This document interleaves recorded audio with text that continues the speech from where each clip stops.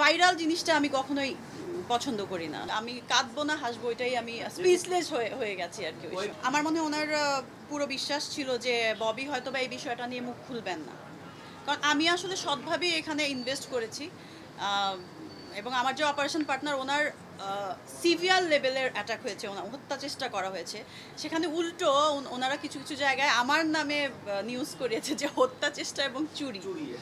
এখন আসলে এটা কি আমি কাঁদবো না হাসবো এটাই আমি স্পিচলেস হয়ে গেছি আর কি। কয়েক মাস ধরেই ঘটনা চলছে, হঠাৎ করে এই ঘটনার সামনে আসা প্রকাশ্যে আসা যে কোনো উদ্দেশ্যপূর্ণভাবে কিনা কোনো পক্ষ করাচ্ছে কিনা, যেহেতু এটা দ্বন্দ্ব তৈরি হয়েছে, এটা একটা হতে পারে। কারণ হ্যাঁ, আমি একজনের নামও আমি রাব্বা নিজে, হ্যাঁ হ্যাঁ হ্যাঁ, উনি খুব বাজে নিউজ করলো আমার সাথে কোনো মানে যোগাযোগ না করে কিছু করে।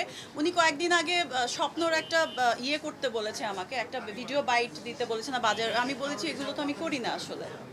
হ্যাঁ, আমি আমার জায়গাটা একটু মানে ফিল্ম ওরিয়েন্টেড রাখতে চাই, সব জায়গায় অ্যাভেলেবেল হতে চাই না। তো আমি একটা সুস্থভাবে বিজনেস করতে এসেছি। ওনারা হয়তো বা হ্যাঁ টোটালি এই পয়েন্টটা আমি কাউন্ট করছি, কারণ ওনার ইয়ে থেকেই প্রথমে আসছে। সো এই বাজে জিনিসটাকে এইভাবে ওনারা ইউজ করতে চাচ্ছে আমার মনে হয়। কত লাখ টাকা বলতে বিনিয়োগ করেছেন? আমার ওইটা ইয়ে করা আছে, আমার যে অপারেশন পার্টনার আছে ওনার কাছে ডিটেল আছে, বাট সোফার 75 লাখ মানে সব কিছু মিলিয়ে।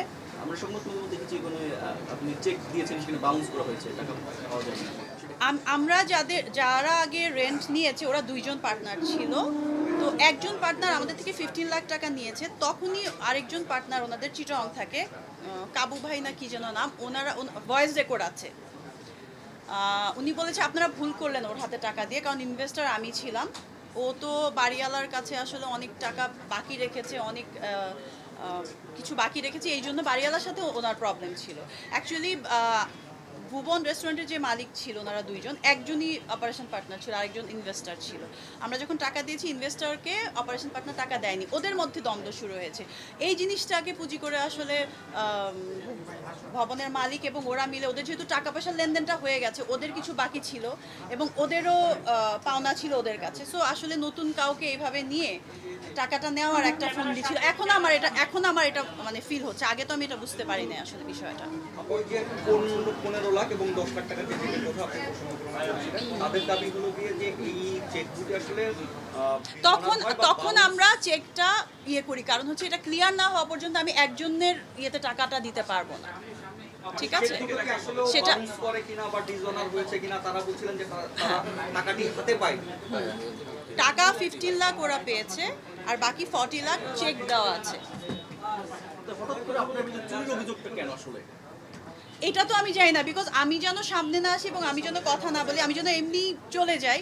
আমার যত লস হয়েছে যা হয়েছে এগুলো নিয়ে, এবং এই যারা সন্ত্রাস করেছে ওইখানে যারা ওই সিসিটিভি ফুটেজ আছে সব আছে, ওইটার জন্য ওইটা ধামাচাপা দেওয়ার জন্য। যেহেতু যখনই কেউ শুনবে চিত্রনায়িকা সবাই ভাববে একটা সেন্সিটিভ ইস্যু। সো আমি যেহেতু সবসময় আসলে অনেস্টলি চলার চেষ্টা করেছি এবং কোনো বিবাদে বা কোনো কিছুতে যাওয়ার, যেহেতু আমি এমন একটা ফ্যামিলি ব্যাকগ্রাউন্ড বিলং করি, আসলে ওনারা এটাতে ইউজ টু না যে ভাইরাল হবো, এবং ভাইরাল আমি কখনোই হতে চাই না কোনো বিষয় নিয়ে। আমি শুধু আমার ফিল্মে ভালো ভালো কাজ করে দর্শকের মনে এবং আপনাদের সঙ্গে থাকতে চেয়েছি। ভাইরাল হওয়াটা আমার মনে হয় যে যারা ইনসিকিউর বা যাদের ভাইরাল জিনিসটা আমি কখনোই পছন্দ করি না আসলে। আপনি মামলা করেছেন, সেটা এখন কোন পর্যায়ে আছে? তারা ওইটা তদন্ত চলছে।